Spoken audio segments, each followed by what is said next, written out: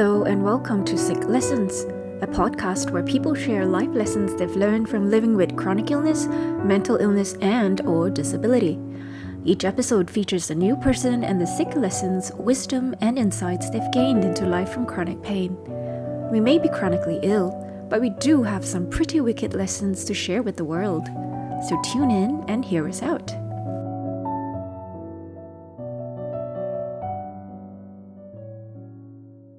Hi Liz, how are you today? Hi Cheryl, I'm not too bad, thank you.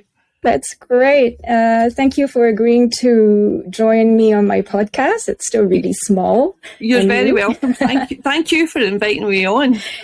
Yes. Okay. And let's get into it. Can you introduce yourself briefly?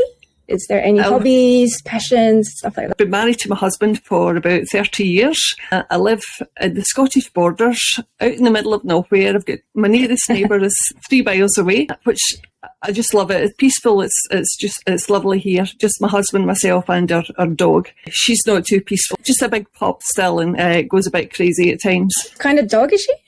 She's a Hungarian Wire-tailed. I have a Shetland sheepdog. Yeah, she's absolutely gorgeous and very, very lovable. Very quite clingy. Yeah. Okay. They're pretty good runners, am I right? Yes. She's got lots of energy. How do you keep up with that? My husband would be the one who takes her out for walks and things like that. We're out in the country. She can, she's got space to run about and she loves to cuddle. She just loves to come in and cuddle you, which is really nice when you're having a bad day, you're not feeling too good, and your dog just wants to sit beside you and cuddle into you. It makes you feel quite good. I think with all that's going on with the disability and everything, my dog provides me with the biggest comfort. I always think that animals are quite perceptive. And if you aren't feeling well, they seem to know. Yeah, mine's not that perceptive. All he wants to do is play, basically. Yeah. And how do you find living so far away from, so remote, right? Like, do you get nervous? I love it. If you need medical help or something? That would be the one disadvantage if there was an emergency, I think. But so far, touch wood, there's nothing ever happened like that. Yeah. But my nearest doctor's surgery is like a 20-minute drive from here, which isn't too bad. But that's not bad. I've not had any emergencies or anything like that have caused a problem. But I love the peace and quiet. I look out the windows every single day and I think how lucky I am to live here because it's beautiful. I live in some place like that, except I think if I had an emergency, what would I do? That's my biggest That would be the concern. Yeah, because it's so convenient in Singapore. Like you can call a taxi anytime you need, and there's food delivery at any hour. So we don't get that. Yeah, exactly. We don't get that. Yeah, I trade it for peace and quiet. Yeah, it's not everybody's cup of tea living somewhere like this. A lot of people would say it would be nice for a holiday, but to live here all the time, no, not everybody would like it. But no, I love it. My husband loves it, and so we're quite happy here. You live with arthritis, osteoporosis, Raynaud's, and celiac disease. Is that right? And I have scoliosis, which has caused me to have back pain all of my life, really. And I've got a facial pain condition called Trigeminal Neuralgia. Not a lot of people know about that, but it's supposedly one of the most painful conditions that is known to mankind. Well, I was probably in my 20s when it first started, but it wasn't diagnosed until I was in my 40s. I think that's one of the reasons that I'm quite active on my blog and I write a lot about it for awareness, because I think people shouldn't have to go through all the years, of having pain like that and, nothing happened. Yeah. I went from doctors to dentists back and forward for years, telling them about the pain I had in my face, and nothing was ever done about it. Until finally I got a new dentist, and this new dentist checked my teeth as always and said, no, there's nothing wrong. She said then, I think this is coming from a nerve in your face. And she sent me to the doctor, and then eventually it was diagnosed with trigeminal neuralgia. Once you've got a diagnosis, you can get the right treatment for it, which makes a difference.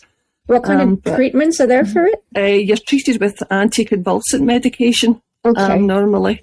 Up until then, doctors were just giving me pain medication for it, which didn't touch it at all. Yeah. And so finally I was able to get medication, but that's a whole other story, because you go through all these different medications until you can find something that actually helps. Thankfully at the moment I've got medication. It's a combination of different types of medication. It doesn't take it away completely, but it makes it a wee bit more bearable to live with. I'm surprised that it's not more easily diagnosed, because it's not exactly very rare to have trigeminal neuralgia. I think stuff like burning mouth syndrome and stuff like that. I think maybe one problem is doctors are not working together with dentists, and that's exactly right. Yeah, that's exactly right. It's a big problem in medicine at current. Yeah, if they all just put their heads together, we might all get a wee bit further faster. Exactly, because it's kind of an overlap. Exactly. Yeah. So when did chronic illness start for you, and which episode made the biggest impact on your life? Well, I think if you go back to when I was 10 years old, I developed scoliosis. And at that time, the doctor who saw me then had said that it would never cause a problem. He got that wrong. He got it very wrong. By the time I was in my mid-teens, the scoliosis had changed. It was affecting my pelvis and my rib cage, and I was starting to get back pain by then. By the time I was in my mid-20s, the back pain became unbearable, and the muscles in my back went into spasm at one point, and I couldn't move. I was off my work then for about 8 months, and I was determined I was going back to my work, and I did. I managed it, but I only got about another 2 years out it, and I had to go off sick again. And by that time, I worked for the NHS. One of the bosses had called me in at that point to take early retirement through health, which I knew was the right thing for me. But at the same time, I was only 28. And it's not really the thing that a 28-year-old wants to do. It was the right thing. Yeah, I think that was the biggest thing, because back pain is so controlling. Were you in a wheelchair at that point of time? At that time, I was in my bed, and I was hardly out of my bed for about 6 months, because the doctor at that time had said the muscles have gone into such a spasm that all you should do is completely rest. The only time you get up out of your bed is to go to the toilet. Okay. And that's what I did, and you'll understand how that feels. It's terrible. When I went back to my work, it was just gradually getting worse again, and I knew that if I had carried on any longer, the same thing would happen. And so I had to give up at that stage. What kind of work did you used to do? I was a clerical assistant in a health centre.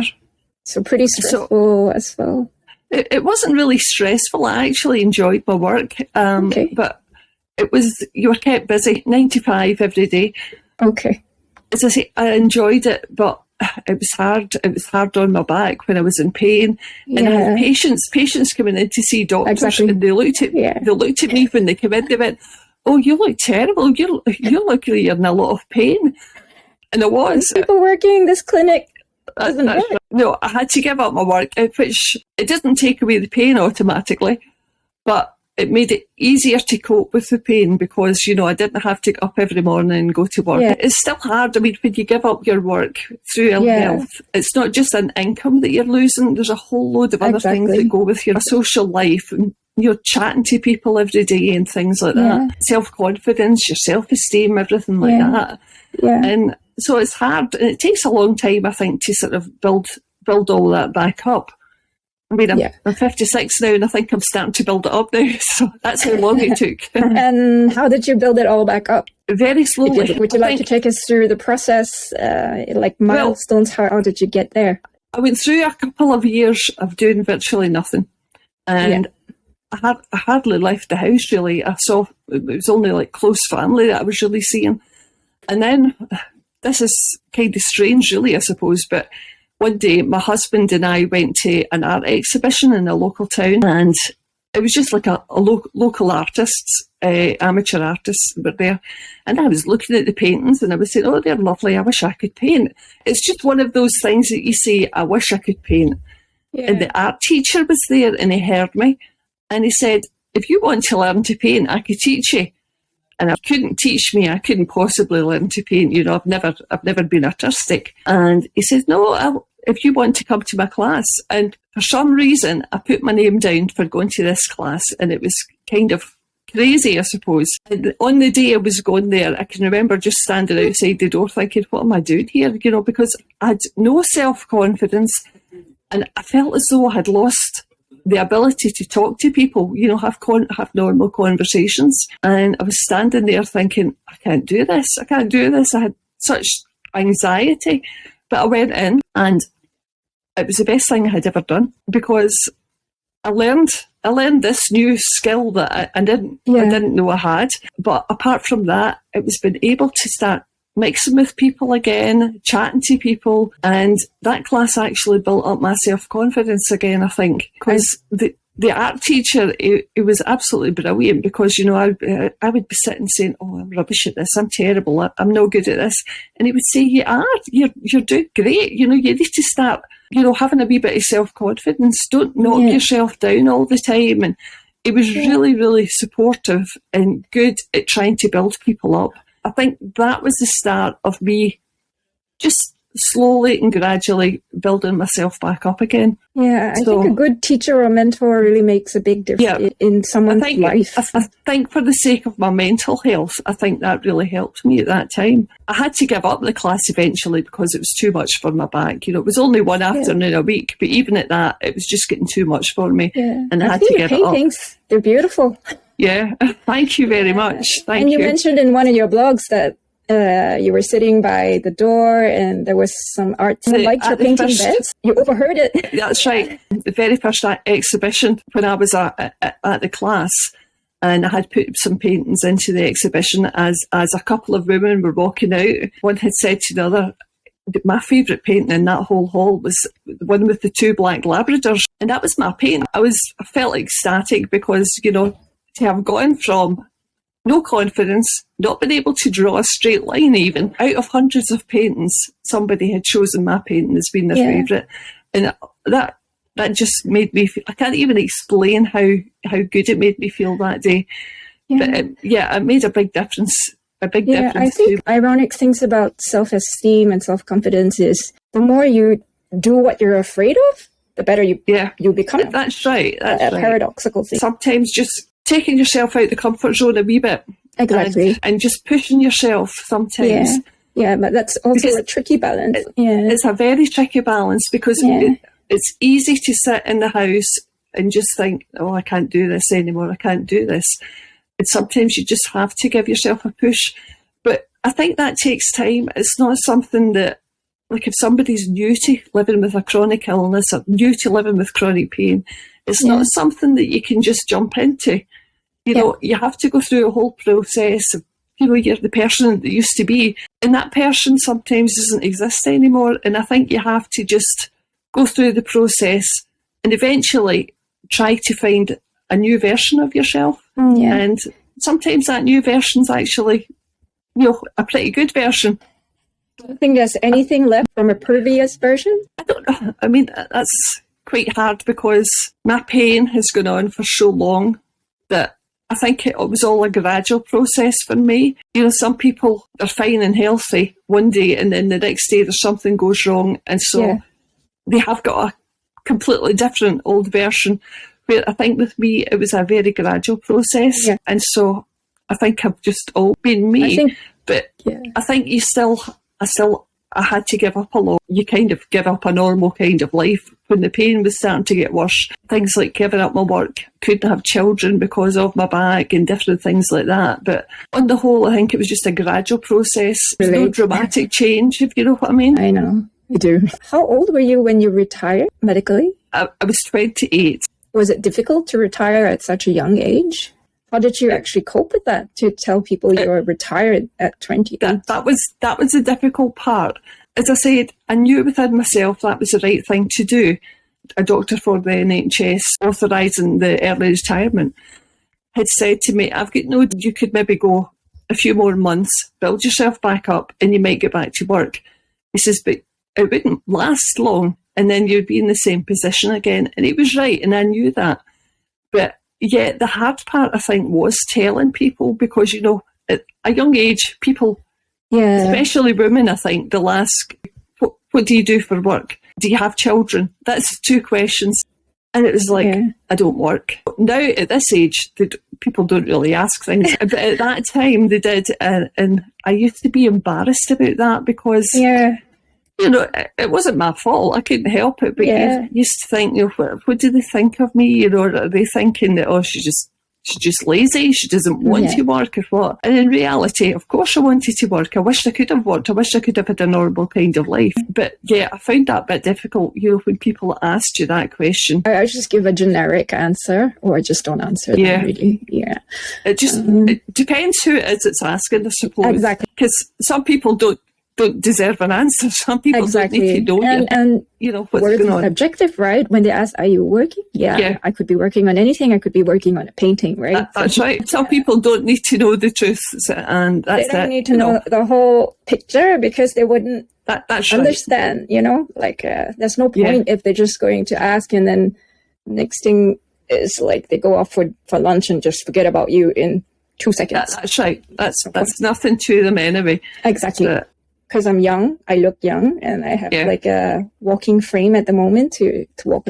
And I do get older people kind of like stalking me behind and asking me like, what's wrong with your leg? Did you have a fall? And then I get so annoyed. So I take my phone and I start recording them and they run away. So that's another matter. That's a good thing to do. Because no matter how I shoo them away, they don't want to go, right? But if I'm filming this... I wrote a blog post a couple of weeks ago. People saying, "Oh, you look fine. You look well. You don't look sick." One time, I was going on holiday, and I was probably about 30, and at the airport, I was getting airport assistance, and I had to go in this little electric buggy, and a woman was driving it, and she kept looking at me and saying, "What is wrong with you? You look too healthy to be in this buggy." And I thought, oh. Part of me wanted to high-five myself because I thought, well, I don't want to look how I feel. You know, I'm quite pleased to be looking healthy. But at the same time, it was just like, why do people just presume that if you look well, you are well? You can't always see what somebody is living with. For me, like now, I have been disabled for 6 months or so. Like literally quite the same. First 2 months I was in bed and I couldn't even use the bathroom. That's right. That must have been so difficult. It was very hard. And most of the time I look fine, right? If you ask me now, I think I'd prefer to look fine, actually. Yeah. So I've always wondered about that. I have my answer now. It's so hard just to lie in bed flat for months. It must be mentally painful. Definitely. More than the physical. Yeah. And I think there's an aspect of fear there as well. You know, are you going to get better? Like for you, are your knees going to actually recover, you know, as they should? The year before I was getting married, that my back went into spasm and I couldn't move. And at that time, that was my biggest fear is, you know, what's this going to be like? Is this going to actually improve? Am I going to be able to, you know, get back to normal again? Did you discuss having kids before or after the wedding with your husband? Oh, before. You mentioned that you wanted kids, right? I wish that I could have had children. I knew even before I met my husband that that would probably never happen because the way my scoliosis is in my back and living with the back pain the way it was, I thought even if I could have got through a normal pregnancy, I don't think I was fit and able enough to look after a child. So to me, it wouldn't have been right to bring a child into the world if I wasn't able to take care of it. And my husband, I met Ian and he knew what my problems were and everything like that. And he was in agreement with that. At times I felt guilty as well because I used to think, this isn't fair putting him into this position. I was living with my back problems, but then there's somebody else also living with my back problems. But he knew about them. He was happy to go on that journey with me, and you know he's still here after 30 years. So there's lots of ableism stories out there about, you know, people with disabled partners, and people think that they're doing them a big service or charity. You know what I mean? That's a big issue in society, I think. Yeah, it is. It's a very big issue. I can remember one time Ian and I were out somewhere. Somebody who met Ian, who used to know him from years ago, said to him, "Oh, you're such a good man to have married somebody with a disability." Those weren't the exact words, but that's what he said it in front of you. Yeah, that's what they were implying, and I thought, okay. I don't like the sound of that. I don't like the way that's getting said, because there was more to it than... Yeah. I know that a lot of people find it difficult to have a relationship when they've got a disability. I was lucky. Like one of my ex-partners said, as long as I'm enjoying your company, who cares? Right? So that's right. What are some other big life lessons you've learned from being chronically ill? I would say learning to listen to your body and not fight against it all the time. I used to try and act as though there was nothing wrong, and I wanted to have a normal kind of life, and you just constantly fighting against the pain, and it didn't work. How do you define normal? Just doing what normal people do. I'm normal, so that's the wrong way to put it. Nobody's normal though. Like other people my age were maybe like going shopping all day, those kind of things. Yeah. And I couldn't. I think I used to try to do these kind of things, and then it just ended up I was in agony, and there was times when I fainted in shops and things like that because my pain had just got so much. Okay. And, it was like my body was saying, okay, if you're not going to stop, I'm going to make you stop. Yeah. And that's how it happened. But I was in hospital at one point. A doctor had wanted me to get physiotherapy as an inpatient, so it would be more intense, but that didn't happen. I didn't get any physiotherapy. But there was a woman in the ward, and she was talking to me one day, and she had arthritis, and she said, I'm never going to let this beat me though. I'll always do what I want to do. I'll fight against this. I will never let it beat me. And I think that was a light bulb moment for me, because I realised that's exactly what I have been doing. And I think it made me realise that it doesn't work like that. And I think from then, that woman? She was probably in her 50s, but at that time I would be about 30. And I realised then that it doesn't work like that. And I think from then on, I tried to, you need to listen to what the pain's saying and try and pace yourself. And when your pain starts to talk to you and say, you need to go and sit down, that's when you need to go and sit down. Because if you ignore the voice gets louder, and then it gets harder. Every time you do that, it gets harder to recover from it. And so I realised that, you need to change the way you're working it. And the thing was, I think when you're fighting against your pain is your own. It's part of you. When I was fighting against myself, really. Exactly. It never works. It takes a lot of energy to fight against yourself. There's no point. And you don't have a lot of energy. So I would say that that's the biggest lesson that I would ever give to people, is to try to listen to your body. Yeah. As much as you want to try to keep on going, sometimes you just have to stop and listen to it and say, right, okay. I think you make a good point. I mean, it's kind of like a curse to get chronically ill when you're young. Yeah. But you also learn this important life lesson of acceptance. Yeah, that's right. Which, when you grow older, say you're in your 50s, 60s, it's really hard to learn, I think. It must be harder to learn when you're old. Yeah. Because you've had this life of doing things, and then suddenly that changes, and it must be so much more difficult. Maybe they go like, I've raised 5 kids alone as a single mom. Yeah. Something like, this is not happening to me. I'm not going to ask for help. I've never done that. Or something like that. Because the people in hospital around me are usually older people, right? Yeah. And I hear them arguing with the nurses all the time. I don't want to take painkillers. I don't need it. That's right. And on and on. And I'm like, just make your life easier. It's not easier. I know. There's no point in trying to fight it all the time. It's not worth the pain. I think it's a kind of wisdom you can only learn, or it's harder to learn as in when you're older. I think it's also something that people have to learn it for themselves. Yeah. People think asking for help is difficult, it's a burden, it makes you weak. But that's right. I mean, this is one of my favorite quotes. It says, asking for help is not giving up. It's choosing not to give up, something like that. Because, I mean, if you can't go on, you need help, then you just ask for it, because we all have different lots in life, right? That's right. And what we can give, we give. What we can take, we take. Yeah, I think the acceptance part is difficult for people. And I think what they feel is that if they accept what they're dealing with, it's as though they're just giving up. And it's not giving up at all. No. It's doing what's best for themselves. Yeah. But no, it's not easy. And I think in some ways, it's easier for me because I've been dealing with it for so long. It's been a gradual process to the stage where, you're getting worse, getting worse. It's a painful process. You need to be in so much pain until you break down, like hit a wall, before I finally realized there was no other way to go about this, right?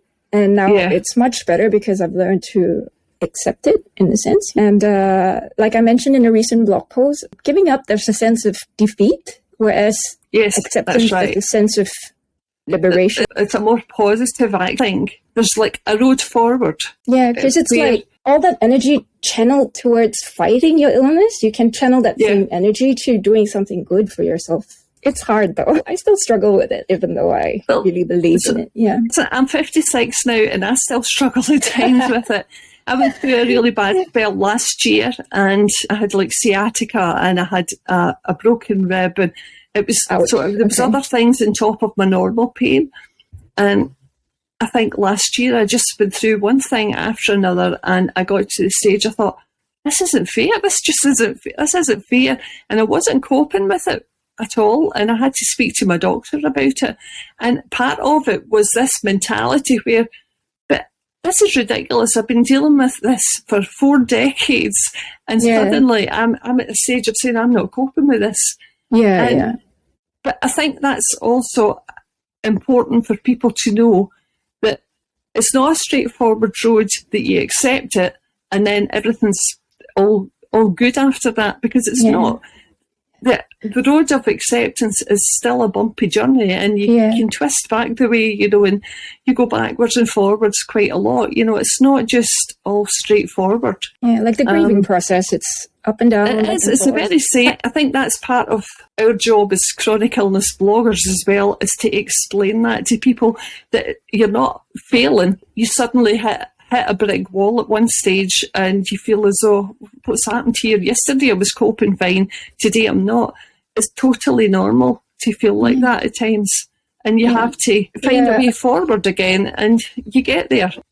Pushing through the pain, I think that's one of the painful things you learn the hard way when you're young. I've left my own birthday party because of pain, and I was trying to push myself so hard. I think I landed up in the end. I just want to have some fun, right? I mean, it wasn't even very strenuous or anything. I just thought it was worth it to push it for one day, but I couldn't even do that. No. So you really need to learn how to listen to your body when you're ill and really cut it before it gets to that stage. Before it even that's right. I've written a post on my blog one time about trying to pace yourself.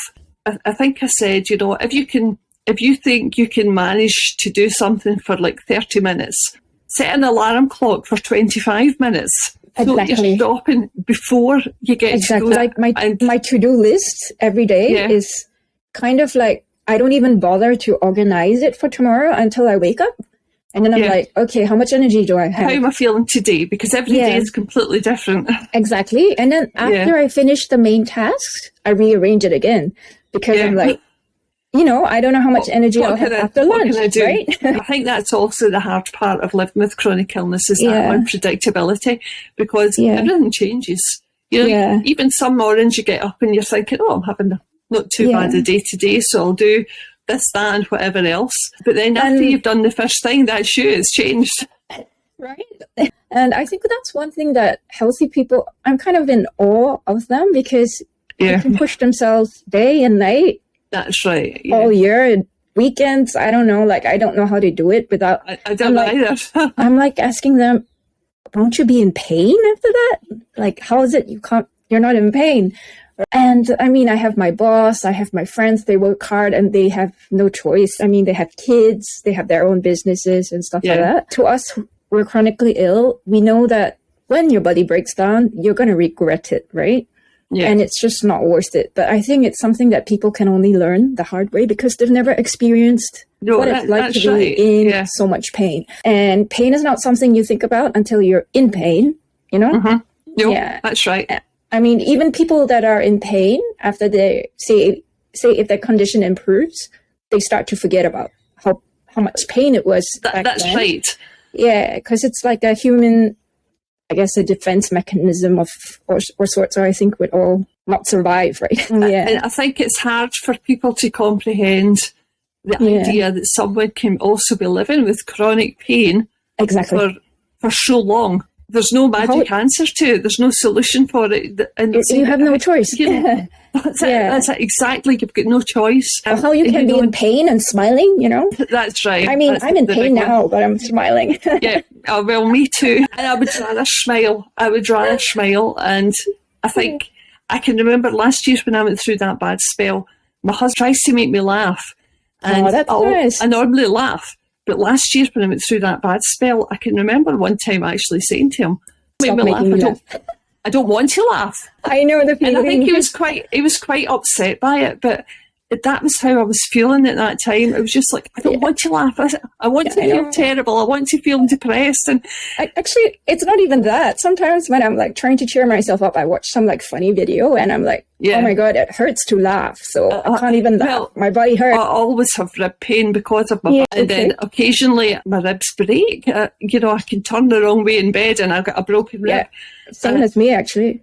And so laughing really, really hurts. So sometimes I could really kill my husband for trying to make me laugh. Yeah, but I think the best relationships are the ones that have humor. I would totally agree with that. You have to be able to laugh through life. If you can't laugh, it would be a harder life. When you're chronically ill, you need a lot of humor, really. Definitely. I think being able to laugh has helped me through. I don't know what life would be like if I couldn't laugh. Put it that way. Yeah, I think for me, I really enjoy morbid humor in a way because, say, I'm in pain and, or I'm dying and you crack some stupid joke about that. It just kind of takes the power away for me because I'm like, haha, that's kind of like, it's just a psychological thing for me. How has all these new life lessons and experiences shaped your personality and outlook on life? Do you think your identity has evolved because of chronic illness? I think it probably has. It's hard to say what kind of person I would have been if I didn't have all this going on. I would hope I would have the same kind of empathy with people, but I don't know if that would have been the case or not, because not everybody does have empathy. But I do have empathy and I'm quite patient as well. And I empathy think, for just people in pain or all sorts of people? I think all sorts of people, people that have got problems. I think you can look at a situation and you don't judge it in the same way as some people judge things. Maybe there's a reason why somebody is feeling kind of down or grumpy or whatever. Patience, I do have a lot of patience, I think, most of the time, not always. But I think that comes from, you just have to accept that you can't get things done all the time. And so you have to be patient.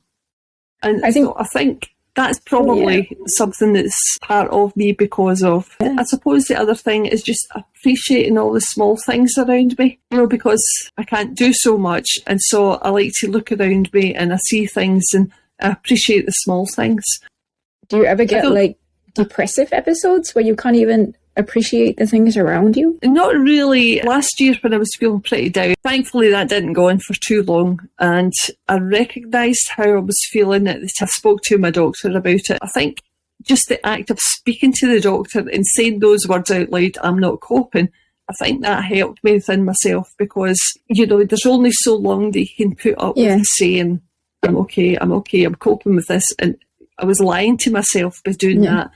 And I think it actually helped me by being more open about it and telling people that I wasn't coping. Look, I live in the countryside. I absolutely love it. What I would love to do would be put on a pair of walking boots and go and walk out in the hills, take my dog out and do things like that. I can't do that. But I can look outside and see what's round about me, and I just love what's round about me. And I really appreciate all those things where, I could sit here and I could get depressed because I can't go out and I can't walk, but there's no point in that, so instead I'll just look at what's around me and I'll enjoy it. And I think I've come to realise that you aim for what you can do and don't get depressed about what you can't. That's another life lesson, I suppose. It's hard. It's not always easy. And, because there are times when I would sit here and say, oh God, I wish that I could have a day in the kitchen baking. So, say, if you were healthy, how would you live your life? Apart from, hiking with the dog. What else would you do?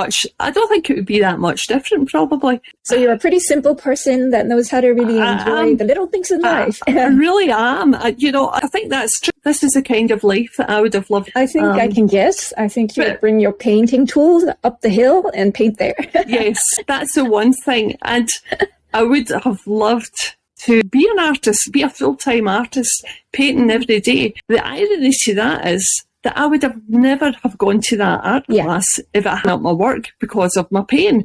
That would have never ever happened. So, if I had have been carrying on working, that's true. You don't know what would have happened. I suppose that's a wee silver lining, to a very dark cloud, that's something that I got out of. I think if people can find something that they enjoy, I think you have to grab hold of it and just, go with it and really enjoy it. Because it's easy to sit and look back at the past and wish that things were different, but it doesn't work. You can't change the past. You can't change how things are. So you have to try to just enjoy what you can. How do you spend your days now on average? Like, what is your normal routine? Is it like a lot of pain in the morning? I've got pain all the time. But more pain in the morning. My pain isn't good first thing in the morning. Trying to move about, I'm in a lot of pain then. Every day is different, I suppose. At my computer normally in the mornings especially, because I've got my laptop, and so I can sit back and let my body wake up normally. Yeah. And so that's probably trying to work at my blog or whatever. Yeah. As the day goes on, I might do some other things. I keep saying I haven't painted for a long time, and I'm determined that this year I will get back to some painting, and hopefully I will at some point, but I keep promising myself that it's not happening. Don't stress out over it. No, I don't. I don't put pressure on myself for anything otherwise it just that. defeats the purpose. It ruins it. Yeah, I think that's good because I have that problem. I tend to today I did 10%, tomorrow I need to increase, so that's not so good. No, it's not. I'm still learning. It's really, really hard. Yeah.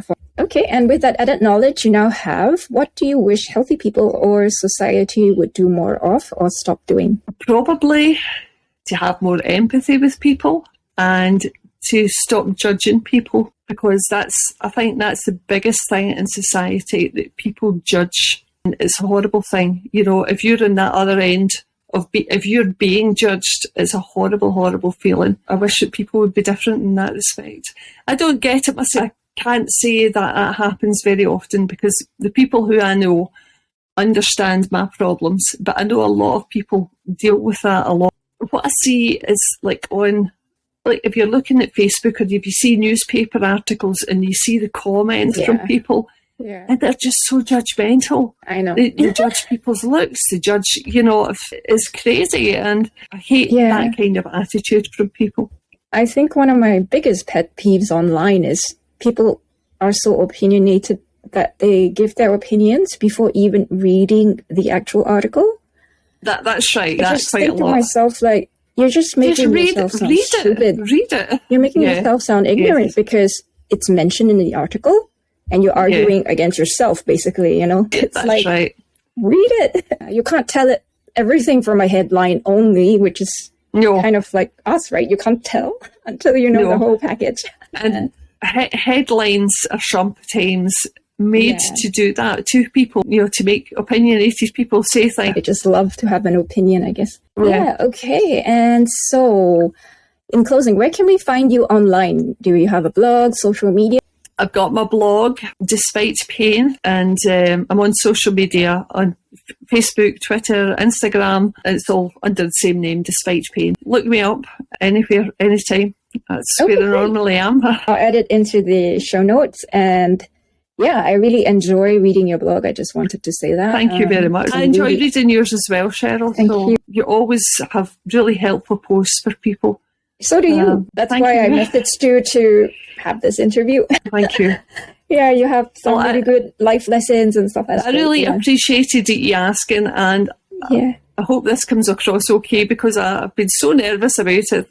I've never done anything like this before. I knew you'd do great. I had no doubt. After the first 5 minutes, I think you forget that we're kind of on screen anymore. Chatting normally. I hope people can understand my Scottish accent. There'll be like captions, so it'll be fine. I understand it, so I'm sure people can. I love it. Well, hopefully. Thank you. Yeah, I think it's interesting because so far I have like a Kiwi accent, a Scottish accent, a British accent. So I think it's really interesting.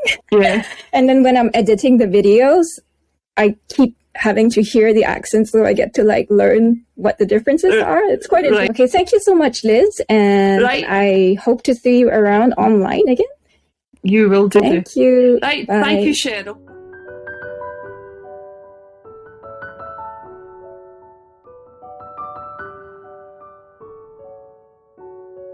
Thank you for being here with us today on the Sick Lessons podcast. I hope that you found it enjoyable and helpful. Hit the like button to show your support, and subscribe or follow to get the latest episodes. You can also keep in touch with me on social media. All links have been included in the description. Thank you, and looking forward to having you with us for the next episode.